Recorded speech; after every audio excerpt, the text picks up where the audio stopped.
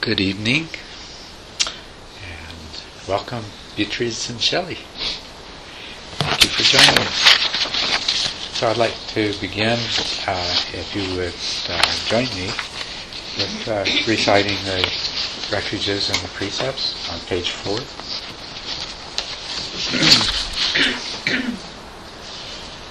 So please repeat after me in the Pali scriptural language.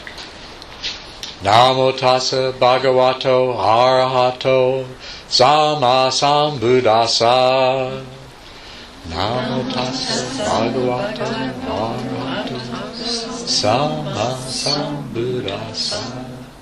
Namo tassa bhagavato arahato sama sambuddhassa.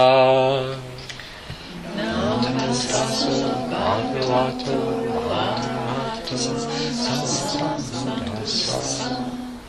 Namo tassa bhagavato arahato sama sambuddhassa. Namo tassa bhagavato arahato sama sambuddhassa. Buddhaṃ saraṇaṃ gacchāmi. Buddhaṃ saraṇaṃ gacchāmi. Dhammam saraṇaṃ gacchāmi. Dhammam saraṇaṃ gacchāmi. Sangham saraṇaṃ gacchāmi. Sangham saraṇaṃ gacchāmi. Dutiyampi Buddhaṃ saraṇaṃ gacchāmi. Dutiyampi Buddhaṃ saraṇaṃ gacchāmi. Dutiyampi Dhammam saraṇaṃ gacchāmi. Dutiyampi Dhammam saraṇaṃ gacchāmi. Dutiyampi Sangham saraṇaṃ gacchāmi. Dutiyampi Sangham saraṇaṃ gacchāmi. Tatyampi Buddhaṃ saraṇaṃ gacchāmi. Tatyampi Buddhaṃ saraṇaṃ gacchāmi. Tatyampi Sangham Dhammam saraṇaṃ gacchāmi. Tatyampi Dhammam saraṇaṃ gacchāmi. Tatyampi Sangham saraṇaṃ gacchāmi. Tatyampi Sangham saraṇaṃ gacchāmi. This completes going for the 3 refuges. Please repeat after me in the Pali scriptural language. Panyatipada Varamini Sakapadam Samadhiyami. Panyatipada Varamini Sakapadam Samadhiyami.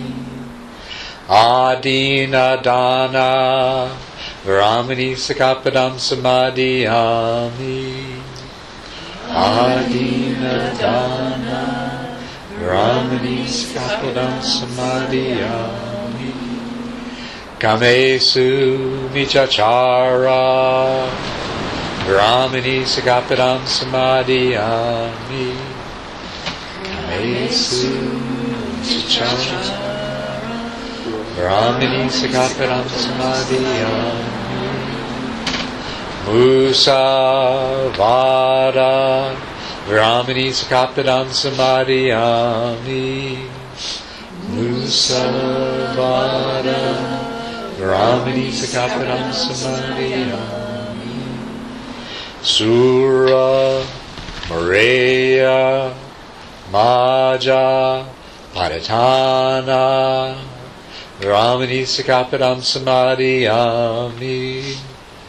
Sura Mareya Maja Padatana Varamini Sakapadam Samadhiyami. Please repeat after me in English. I undertake the precept to refrain from sources of livelihood that bring harm to other beings. I undertake the precept to refrain from sources of livelihood that bring harm to other beings.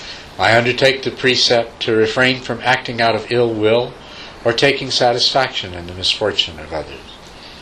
I undertake the precept to refrain from acting out of ill will or taking satisfaction in the misfortune of others. I undertake the precept to be open-hearted and generous in all my relationships with others. I undertake the precept to be open-hearted and generous in all my relationships with others. I undertake the precept to act with loving kindness and compassion in all my relationships with others. I undertake the precept to act with loving kindness and compassion in all my relationships with others. I undertake the precept to live with mindfulness and follow the Eightfold Path through daily study, meditation, and reflection. I undertake the precept to live with mindfulness and follow the Eightfold Path through daily study, meditation, and reflection. With these 10 precepts, virtue becomes the vehicle for a happy existence. Through virtue, good fortune is attained. Virtue is the vehicle for liberation. Let us purify our virtue.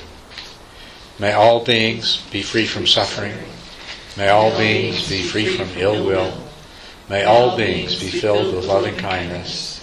May all beings be truly happy. Thank you very much. And good evening. Gaia is engaging in some heavy breathing outside.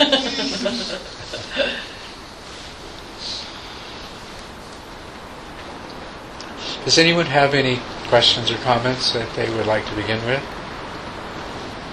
Yeah. I was thinking when you were talking about different physical sensations, because there was a number of different sensations and experiences this afternoon. One was of the abdomen being like kind of glowing, like, and then this actually was earlier, but I felt like my chest was like kind of glowing too and kind of like liquid. And then this is real feeling of spaciousness and joyfulness. It was, yeah. Very good. Yes. And so you just allowed those feelings to be. They happened, and they happened, and then my leg hurted, and they went away. But yeah. Good. That's wonderful. Oh, glad to hear that. And that's the right thing to do.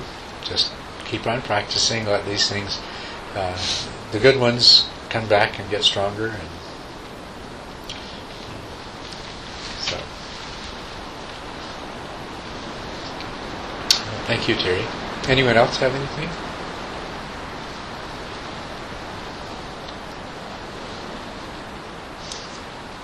Yes.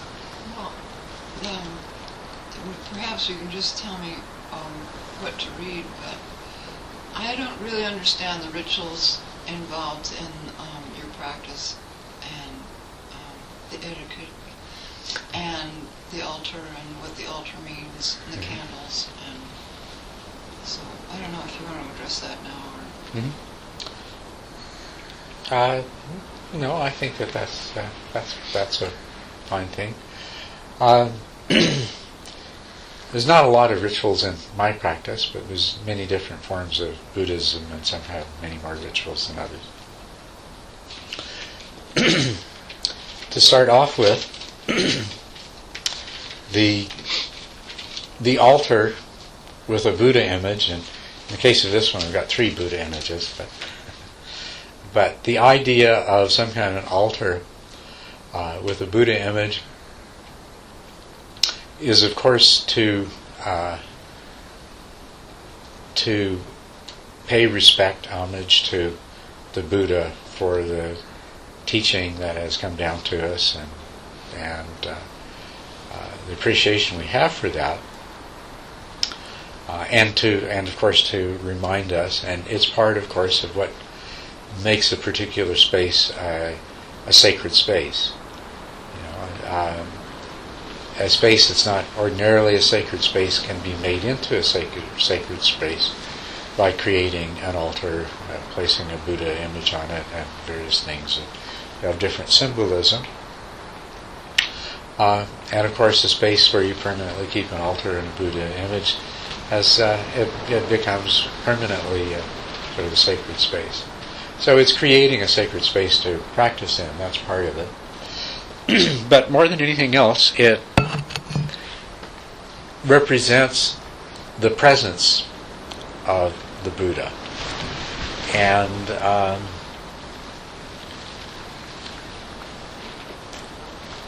traditionally, how you approach the altar and where you sit down, traditionally, and I can't really explain the reasons, although this goes back to the descriptions in the sutras, that when you come in, you keep your right side to the Buddha. And as a teacher, somebody that's, you either sit facing the Buddha or you sit on the left side of the Buddha, so the Buddha is on your right side, as I am doing. And so I'm not sure exactly what the sidedness of it symbolizes, but the doing of it it's a maintaining of a tradition of respect that goes back to the time of the Buddha. When you read the sutras, it will say so and so decided to go and heard the Buddha was in the grove and decided to go and see him, and so approaching the Buddha, keeping him on his right side, he walked and sat down on his left, and then he asked the Buddha whatever his question was, or so forth. So we're keeping that tradition of respect. So that's what part of it is. This altar is fairly simple, and the pictures you see are pictures of my teachers, and that's something that people normally put on the altar. Everything else other than that would be whatever an individual person feels is meaningful and symbolic to them. And you'll find some people have very ornate altars, and some people have very simple altars. Some have a lot of different things on their altars, and some a few. But the most typical and traditional thing would be a Buddha image, photographs of teachers or pictures of teachers, and of course candles and incense, all of which helps to create that sacred space.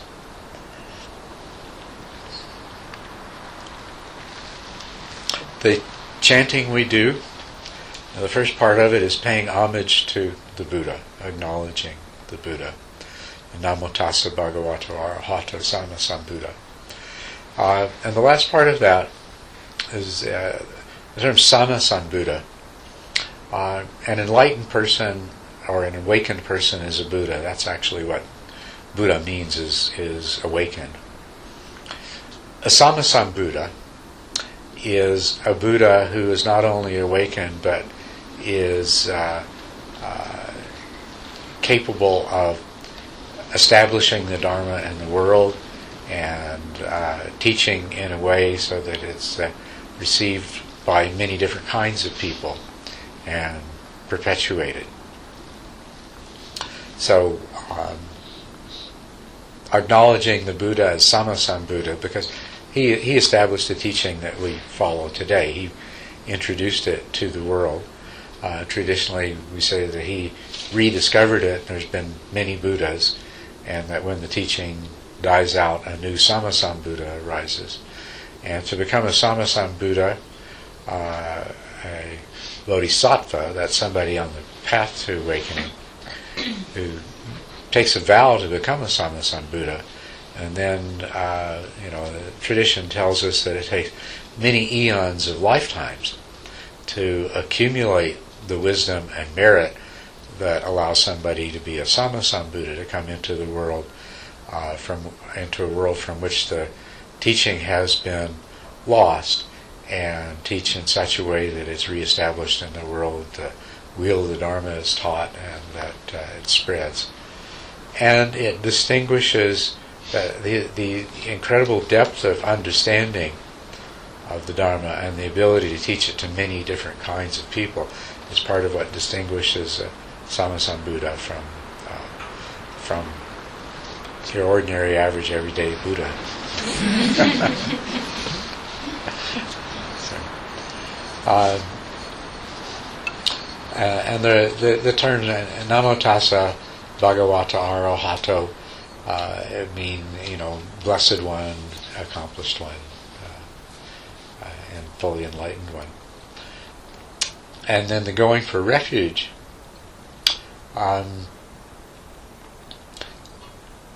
You notice we do that 3 times. And we go for refuge to the Buddha, the Dharma, and the Sangha. And there are several different explanations of the symbolic meaning of doing it 3 times. But the one that is most common in the tradition that I come from is that they represent the past, the future, and the present. So when you go for refuge to the Buddha the first time, you're going for refuge to the historical person, the Sammasambuddha that set the wheel of Dharma in motion 2,500 years ago. And the sense in which you're going for refuge, the word refuge is important because you seek refuge from difficulty, from trouble, from challenge, from pain, from threat, from danger, right? That's the meaning of refuge. So to say that we take refuge in the Buddha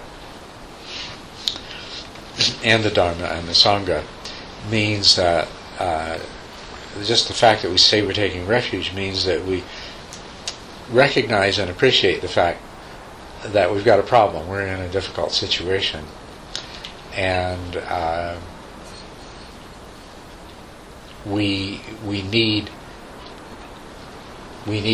something that provides us with shelter, protection, guidance, all of the things that are implied in a refuge. When we go for refuge to the Buddha, it's not, although in some traditional lay interpretations, what you might call village Buddhism, somebody might feel as though the Buddha is this being that they're going to refuge for. But what we're really doing is we're going for refuge to the awakening. And Buddha means the awakening. So we're going for refuge to the awakening of Siddhartha Gautama. Because he was a human being. His awakening was achieved on his own, through his own efforts, not through some divine dispensation. It wasn't through some divinity or act of grace, but it was through his own struggle and practice. And he was a human being, just as we are.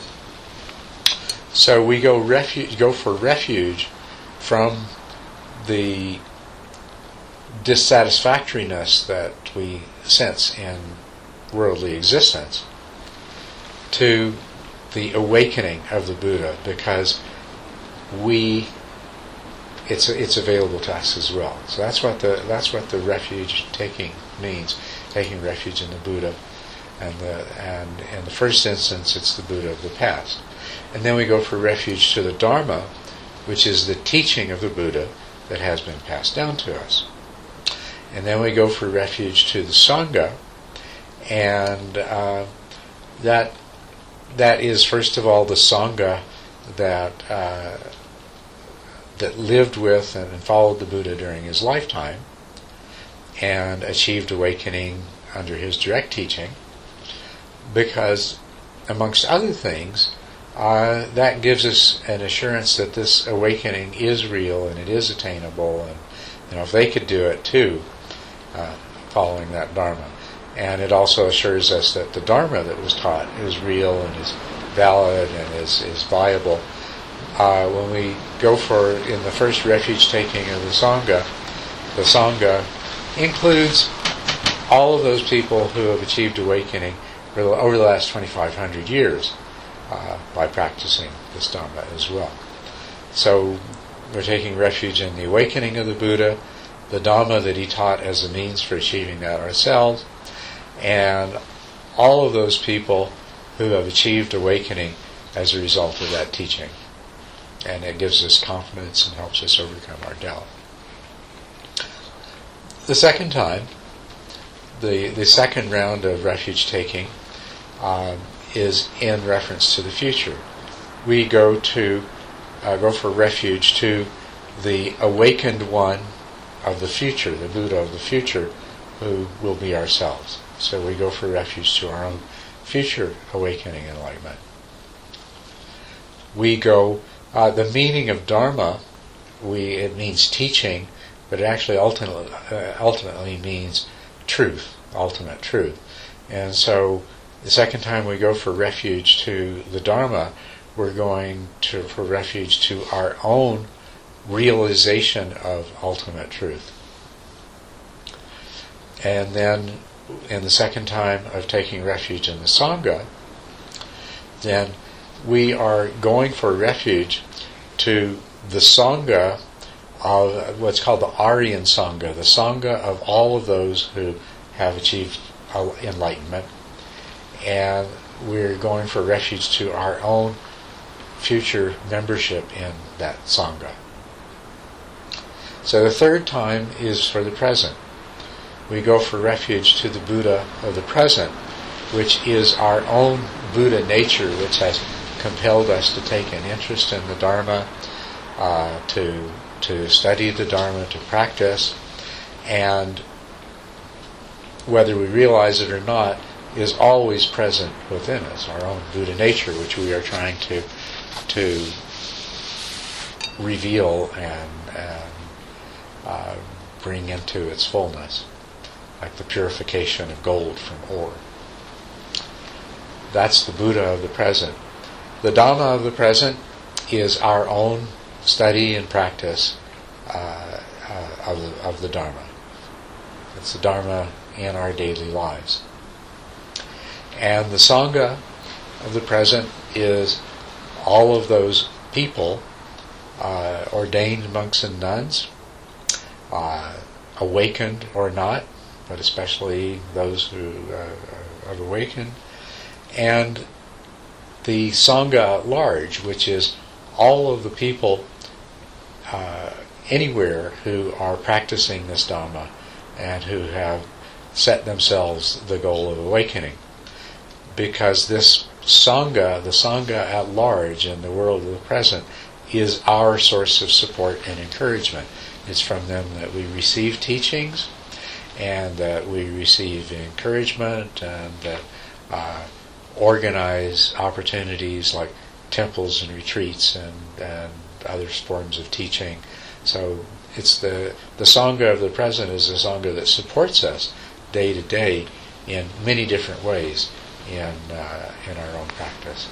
And so that's the meaning of going for refuge to the Buddha, the Dhamma, and the Sangha in the past, the future, and the present. If you,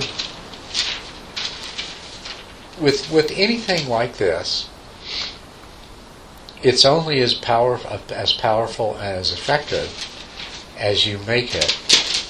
If you mindlessly repeat the syllables like a parrot, it doesn't really have a lot of effect.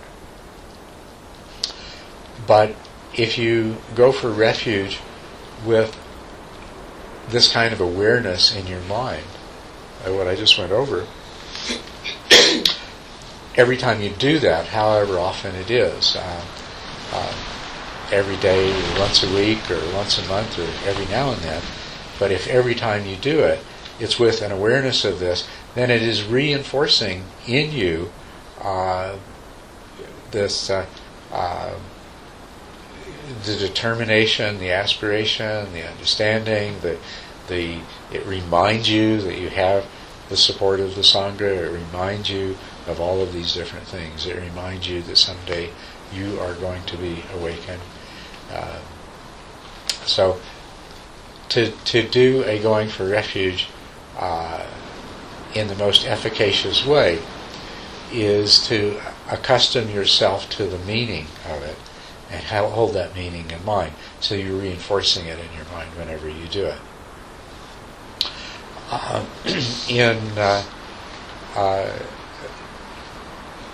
In many Buddhist countries, they still follow a practice that was established by the Buddha himself called Uposatha Day. And Uposatha Day corresponded to the quarters of the moon, which means it was approximately once a week. And so it correlates fairly directly to the Sabbath in Western culture. And the tradition, what the Buddha said, he told the bhikkhus that on each of the quarters of the moon, that they were to make themselves, whatever else they were doing, they were to make themselves available to teach lay people. And then he instructed the lay people on each Uposatha Day to go and hear instruction and also to practice. And one way that Uposatha Day is recognized is to spend the day living, if you're a lay person, to live as though you were a monastic. Traditionally, they would go to the local monastery and spend the whole day, and very often the night as well, listening to Dharma talks, studying, meditating, and living very simply, eating only the midday meal and not eating afternoon, and basically keeping, and also for that 24 hours, taking some additional precepts. But this would be an occasion on which a layperson would always do the refuges, so at least once a week. And so the pages that you're using to read the refuges and precepts from are actually an Uposatha Day observance, and we don't go through the whole thing. We just do the refuges and precepts here, which is actually most of it. The precepts, they are a very important part of Buddhist practice because they are the foundation of the practice of virtue, and they are also a very powerful tool for developing mindfulness. You must learn to be mindful in order to practice precepts well enough to keep them effectively and consistently. And it's also a tool for developing deeper understanding and actually perfecting your virtue, not just through action, but through understanding and intention. Because, for example, one of the precepts is not to take anything that's not freely given. And that obviously means, don't go robbing and stealing. But, as you practice it, it goes through progressive levels. It means not taking anything that's not freely given. And at some level it means things like, you're with a group of people and there's a plate of brownies and there's only one left. It's offering it to everyone else first before you have it, or maybe leaving it for someone else, that sort of thing. It means not only respecting other people's property and not stealing it, but also protecting it. You see, somebody has left something out where it might disappear, and you take it and you put it away and take care of it. So it means taking care of other people. So this is the way with all of these precepts: is they progressively they can develop into a progressive purification of your understanding and your practice of virtue. The other thing about keeping the precepts is it changes the kind of person you are, and it changes the kind of life experience that you have. Because if you practice this, as you come to be known as a person who refrains from harming others, refrains from stealing, the false speech or the wrong speech includes lying, harsh speech, slandering, gossip. You become to be known as a person who is trustworthy in their speech and doesn't gossip and slander and so forth. Not engaging in sexual misconduct, being mindful and not doing things that destroy your mindfulness, like excessive consumption of alcohol, using drugs, becoming overtired, and all these other kinds of things that interfere with clarity of mindfulness. When you look at the precepts, there is a strong orientation in all of the precepts to not causing harm to others or to yourself. That's what they're really all about. Ultimately, all of the precepts can be summed up in causing no, or not being the cause of any avoidable suffering for others, which all of these things that we refrain from doing potentially are. And so taking the precepts helps to remind us of that. The first 5 precepts, which I've summarized here, are they are the basic 5 precepts that any person is expected to take and to try to keep when they declare themselves to be a Buddhist. If you are a Buddhist, you take these 5 lifetime precepts. The second set of 5 precepts that I had you do with me here are those for a dedicated lay practitioner. Somebody who is, as we talked about last night, going from being a worldly person and a person who also has an interest in the Dharma and practicing it, to being a person whose whole life, a lay person in the world, but who's for whom the Dharma and the path has become basically the whole of their life, which the rest of their life, their job, their family, everything else becomes an expression of.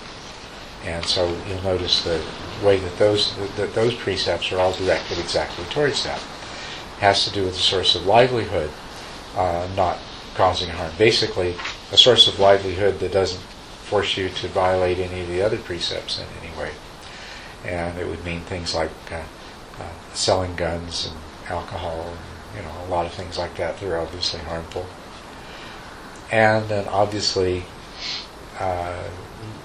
refraining from acting out of ill will and taking satisfaction in the misfortune of others.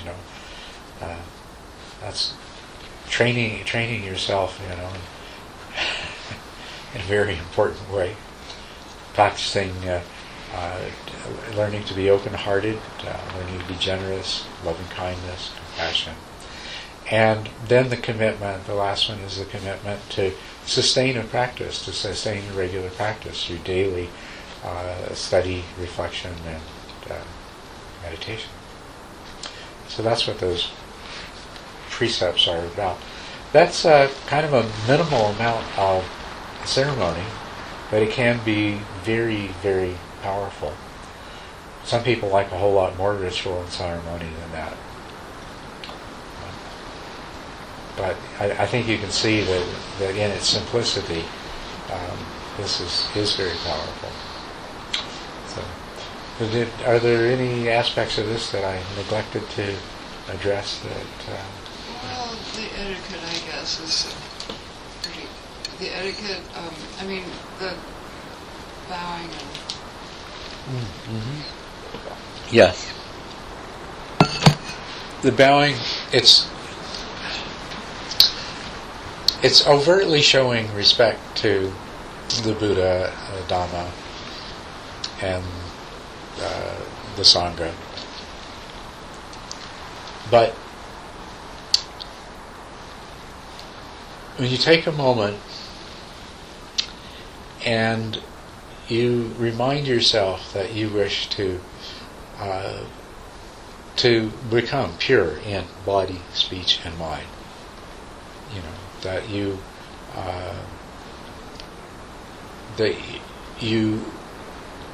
want to achieve awakening and you want to dedicate your body, speech, and mind to the process of awakening. And that, at least for some of us, that you want to be of service, and so you dedicate body, speech, and mind to the service of others in the Dharma. So, I mean, that can mean many things. I mean, it could mean going and working in the soup kitchen, but it also could mean teaching. So sometimes it means, may I set aside my personal self and ego and become a vehicle of the Dhamma in body, speech, and mind. The other things that are symbolic is the robe, or the outer robe of the monk, or the meditation shawl of an upasik, dedicated lay practitioner. The idea is that when you put that over your shoulders, specifically over your left shoulder, when the outer robe or the shawl covers your left shoulder, you give up your personal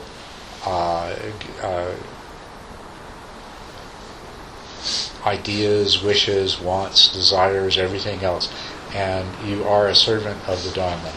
And rather than, when the shawl is on your left shoulder, as much as possible, you try to teach the Dharma, not teach your own opinion about the way things should be and how people should do, but to be a vehicle for the Dharma.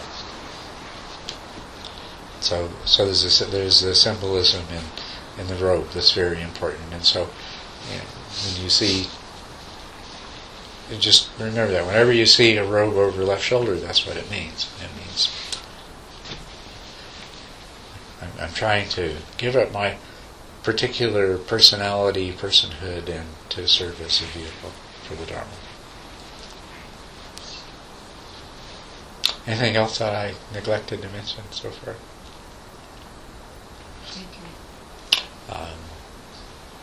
There's a tradition of allowing the teacher to leave the meditation hall first before anyone gets up and leaves, which doesn't, of course, need to be strictly kept, and sometimes people need to leave, and they do, and there's nothing wrong with that at all. But that, once again, is a showing of respect, and respect to the teacher, but also respect to everyone else. It's disturbing to other people, and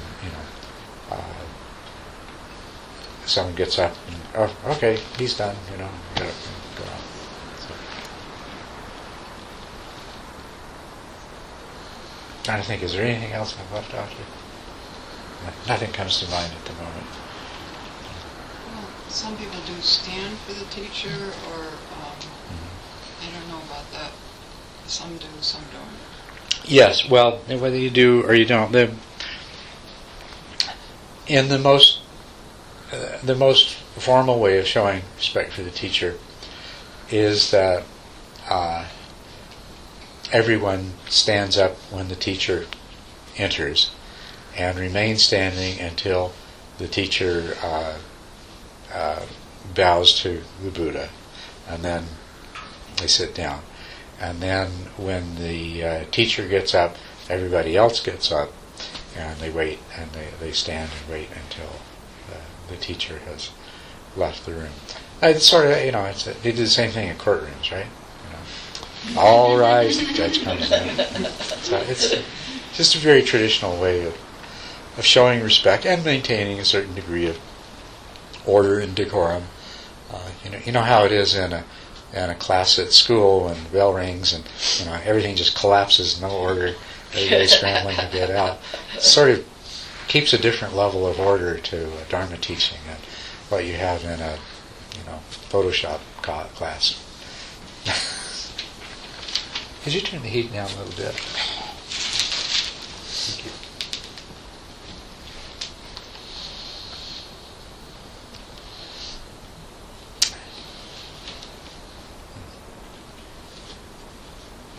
Anything else? that comes to mind? Thanks. You're welcome. I think these things are important to understand. They're all tools in one way or another. They're like prostration. What do you call it? Prostrations? Mhm. Yeah. What's that? That's something that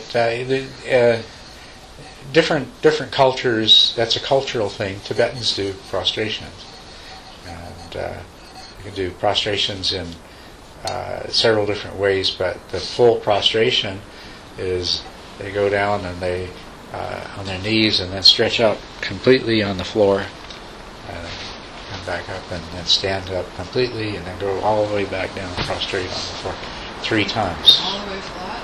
What's that? All the way flat? All the way flat. That would be a complete prostration. There are a lot of intermediate variations where you go down on the knees and touch the forehead to the floor and come up. These variations are they're cultural. They're all basically the same thing as this. It's just some people say, I'm more pious than you. I know that's I don't know that they're thinking that at all. I don't think they are. Thank you. I think in Tibet some people do that, like if they're going around a shrine, they'll do like prostration and they mark it and then they walk up to it and then do another prostration. Yeah, they will. They'll do that to go around. It's very common to do prostrations circumambulating a stupa. There's actually a path around the Dalai Lama's residence that people very often, it's, I don't remember how long it is. I think it's probably about 3 or 4 miles long. And people will prostrate the entire path. Wow. Every single, they take a step and they prostrate. Stand up, take one more step, prostrate. Oh, is that how they do it? Because I thought they marked where their fingers were and they walked up to that spot and did it again, but maybe there's different ways to do it. I have different ways to do it. And there's people that have done, that do pilgrimages. They'll travel 1,000 miles prostrating every step. Wow. That's amazing. So, there are all kinds of different ways a person can choose to display their reverence and practice. There are some very interesting things about bowing. I'm trying to remember. Somebody wrote a very good a Western Buddhist monk. And I can't remember who it was. Wrote a very good article about bowing and how much trouble he had with bowing at first. He went to a monastery in Asia and received an ordination. And you're supposed to bow to, there's a lot of bowing involved. And for Westerners, bowing to anybody seems, it's like, hey, I don't do that kind of thing. But there is a hierarchical order. Of course, you always bow to teachers, but you bow to anyone who has been ordained longer than you. And you bow to them every time you come, you're walking along and you happen to cross their path. If they were ordained the day before you, then you bow. And he talked about he had so much resistance to that because there'd be some sloppy, lazy person that didn't even practice, and here he was expected to bow to them. But it's a whole process of learning humility. It's a way of learning to let go of that ego attachment. I mean, it's nothing but pure ego that makes you reluctant to bend over. I mean, you bend over to pick up a penny. Right.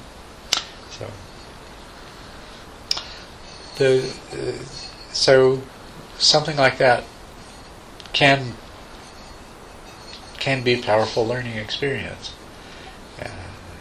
and a reminder of the need to be respectful. And it's, I bow to you all the time because the nature of our relationship, I'm in the relationship of a teacher. I want always to remember that you're the most important person of the two of us. So I bow down to you, and if you bow in return for your own sake, that's wonderful. But if you bow, that's not what's important to me. Doesn't matter to me whether you bow or not, but whether I bow to you is important. To acknowledge you, like in India, the common greeting is Namaste, which means basically I honor the divine within you. It's an honoring of the other person, and that's what bowing to someone is honoring them and setting aside your own pride and self-cherishing. So you could try prostrating to everybody you meet now. I'm bound to get some interesting comments that way. And a lot of exercise. It would take a long time to go shopping or something. You'll have tremendous cardiovascular fitness. Prostration is pretty vigorous exercise. Try doing 100 prostrations every day. You get in shape. There's Tibetan ones like that where they do a certain number, they try to do 1,000 or something. Yeah. Well, 100 in the Kagyu lineage, amongst the foundation practices is to do 108,000 prostrations, and so you work on it, work away at it every day, keeping count. Have little counters that you use, so every time you do another set of prostrations, you drop another counter in the jar until you've got your 108,000 prostrations done.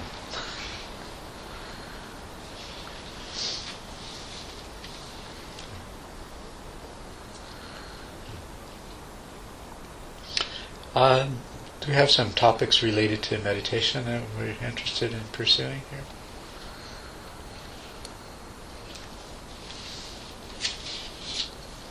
Yes.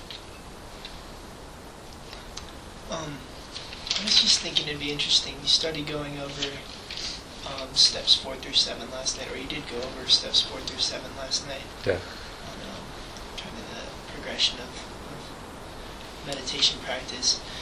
And it might be too time-consuming, but I think it would be kind of interesting if you sort of presented, maybe not just strictly in the stepwise manner that you did last night, but kind of, I guess, the mechanism of progression of meditation, where we start with this concentration practice and refine it to the point of single pointed focus, and then there's that kind of flexibility.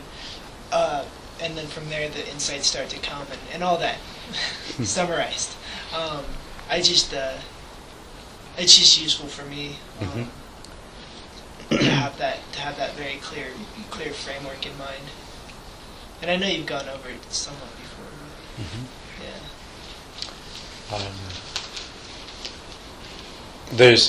I could say so much about it. I'm trying to think of what could be fairly concise and relevant.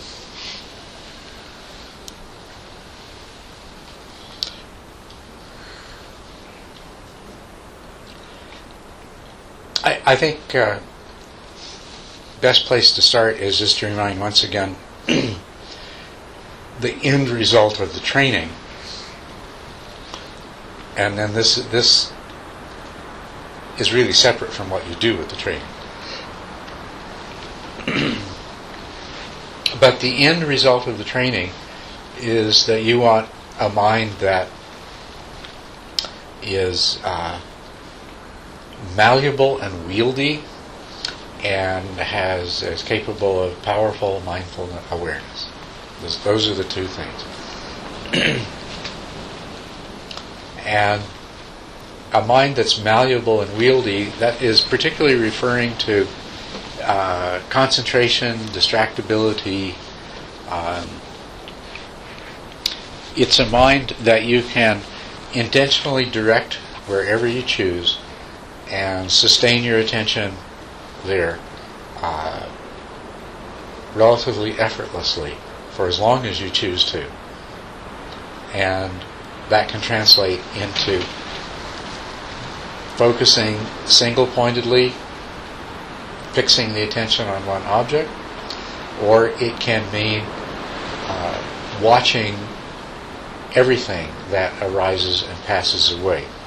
And there's two ways you can do that. One is that you can just be open and aware, and the mind can freely move from one thing to another, as whatever is most predominant in the moment. It's a sound, you just observe it till it passes away. A thought, without engaging in it, you just observe the presence of the thought until it passes away.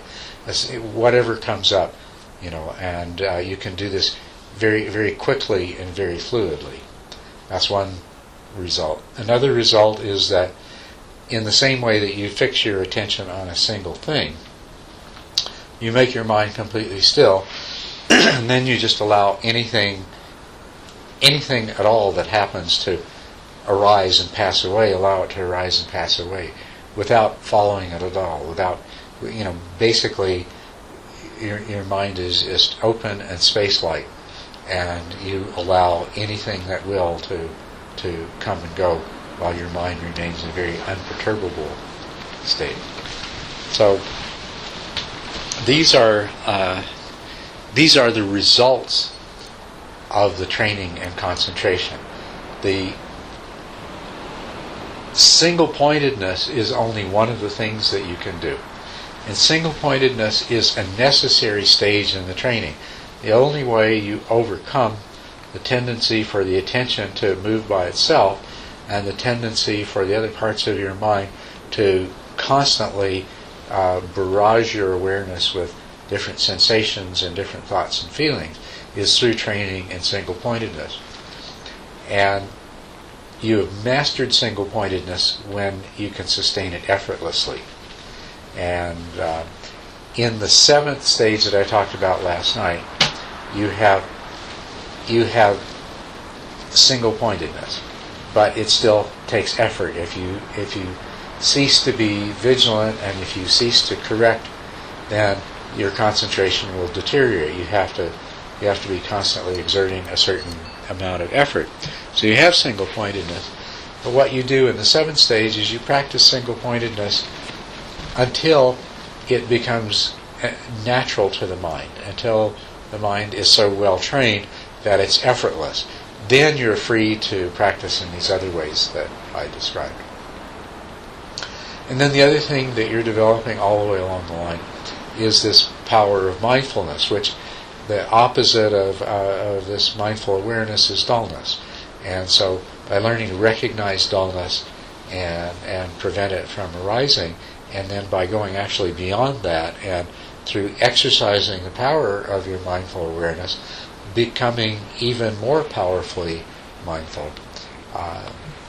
That's the other thing. So these are the two qualities of mind that you want to develop, which allows you to do a number of extremely powerful practices. The mechanisms of arriving at that stage of effortless single-pointedness, I did go over them, but I'll just recapitulate them again briefly.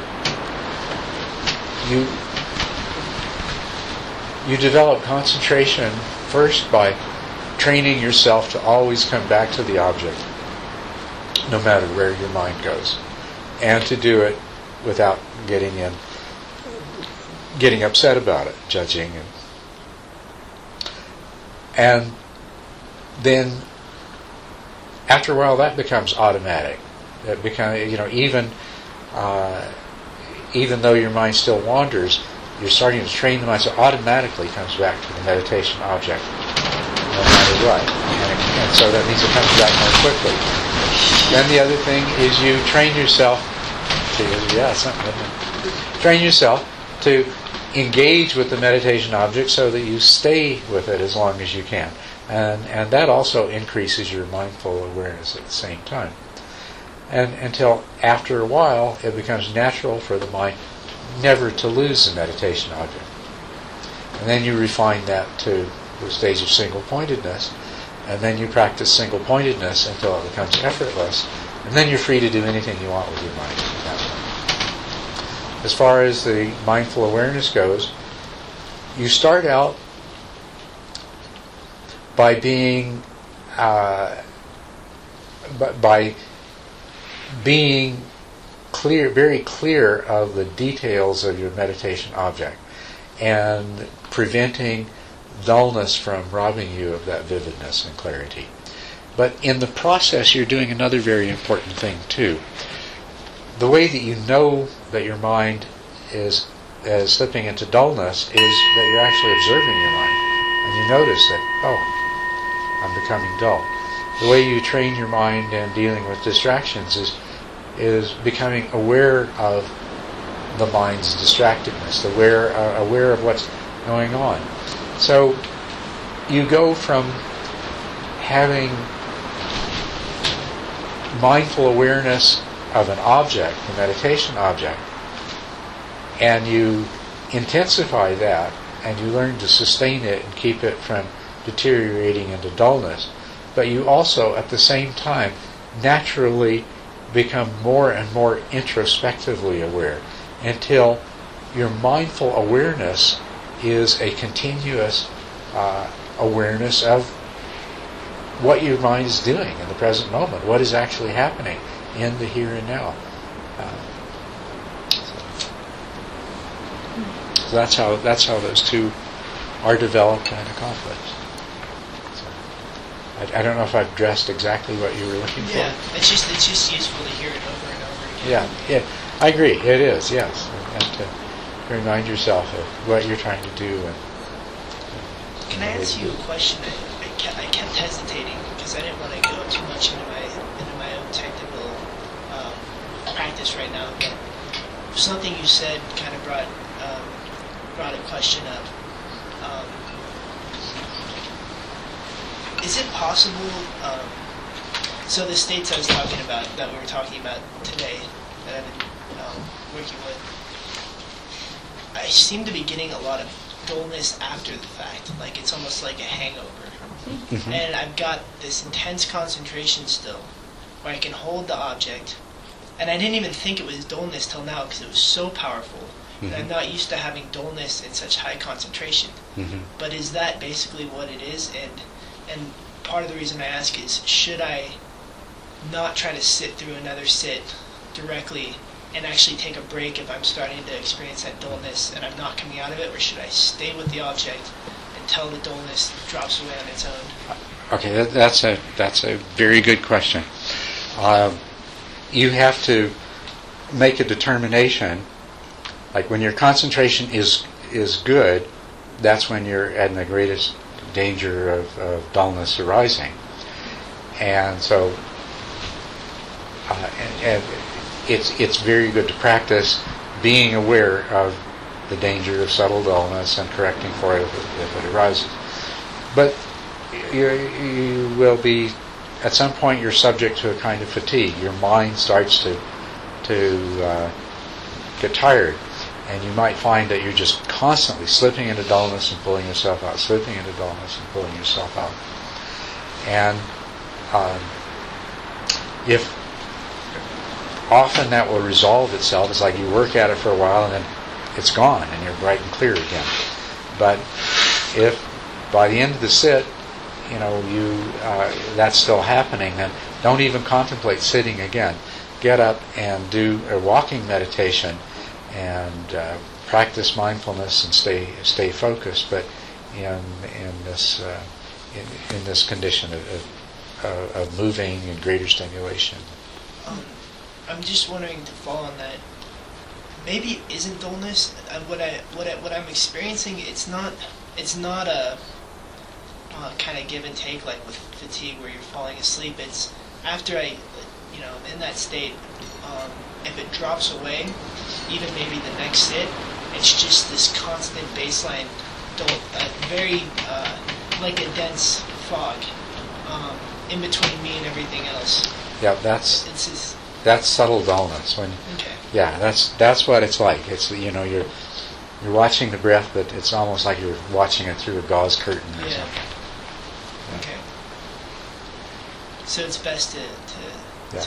pause Yeah. for a bit and look. So, in the course of a retreat like this, if you are doing longer sits because your concentration is good, but you find that happening a lot, then maybe you should go back a little more in balance with the walking to counteract that.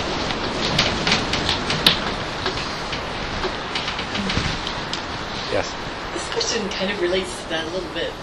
And it's the idea, this craving for a certain amount of unconsciousness, and this thought that being constantly mindful sounds so awful in a certain way.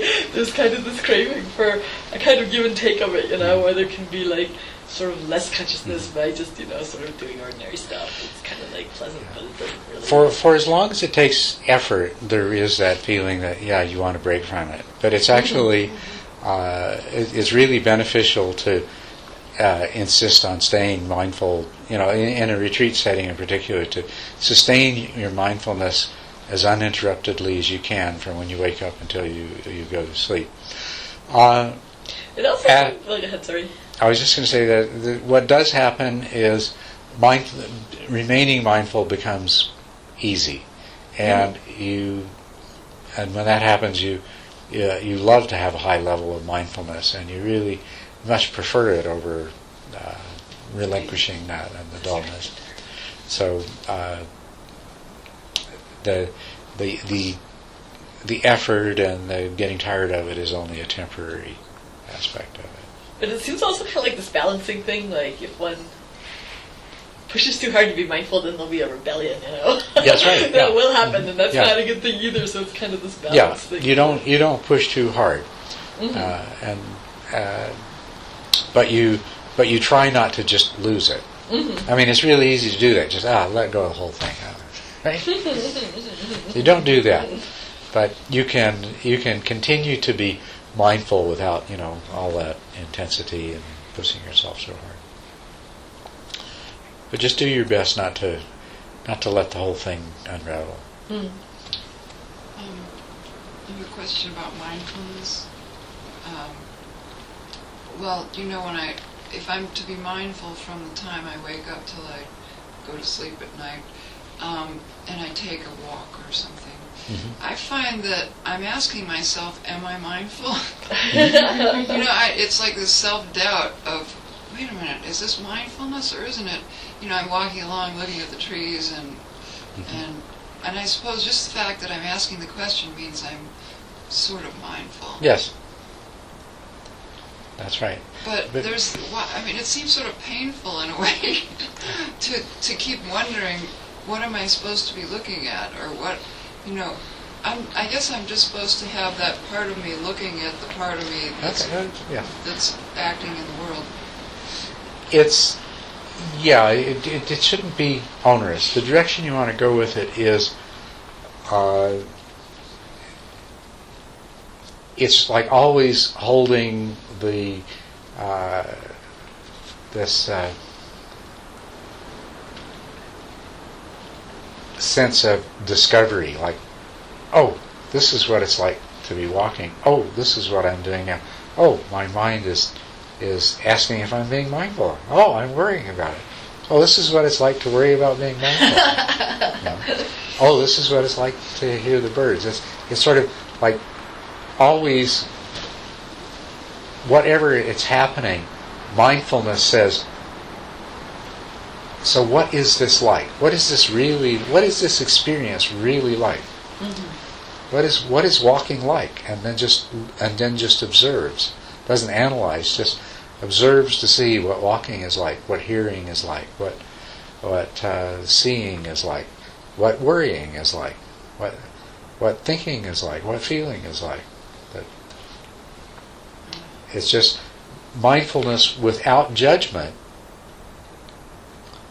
which, am I being mindful right now, implies that you're all set to make a judgment, right? But if if you can just remember to let go of that, it's like, oh, this is what it's like to worry about whether you're being mindful or not. That's helpful. I don't know if I was being mindful. I mean, this is what it's like to be talking to my teacher. This is what it's like. You know, it's sort of a extra thing that's going on.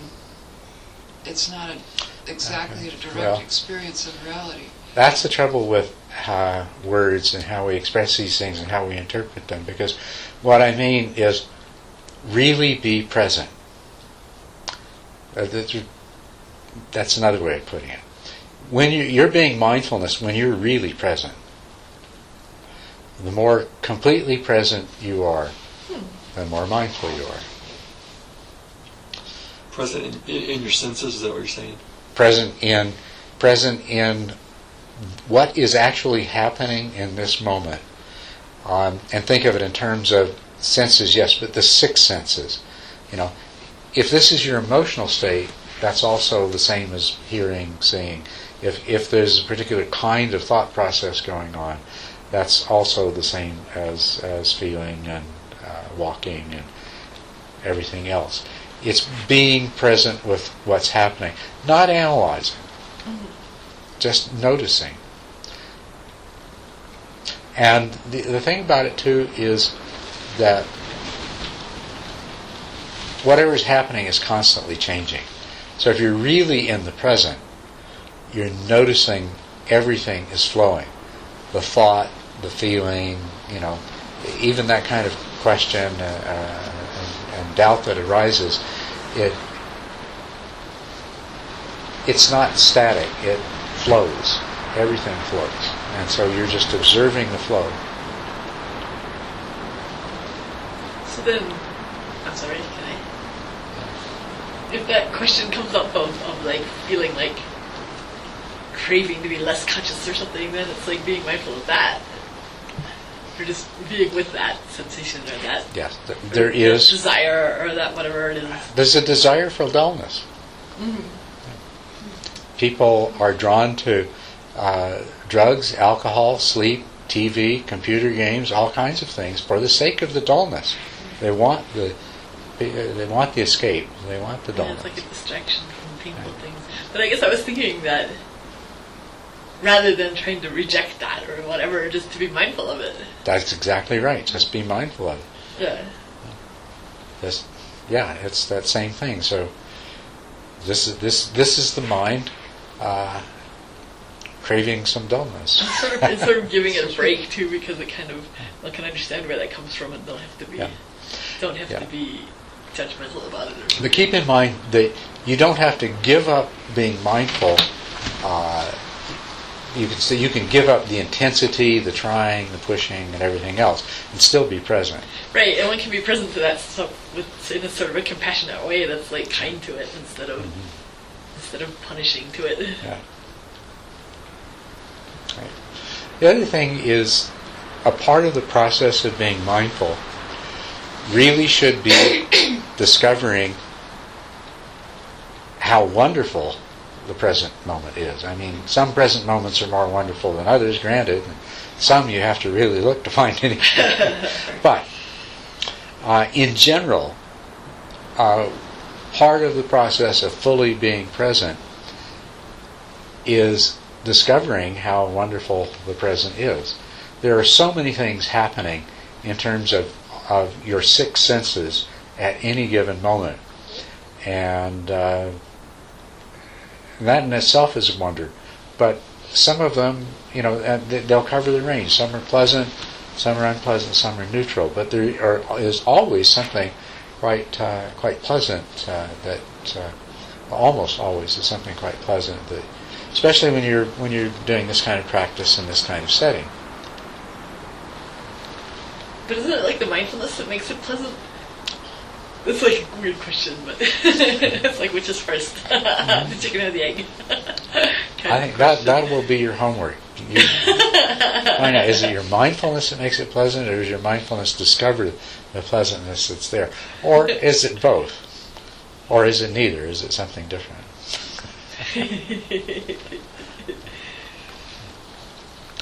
Okay.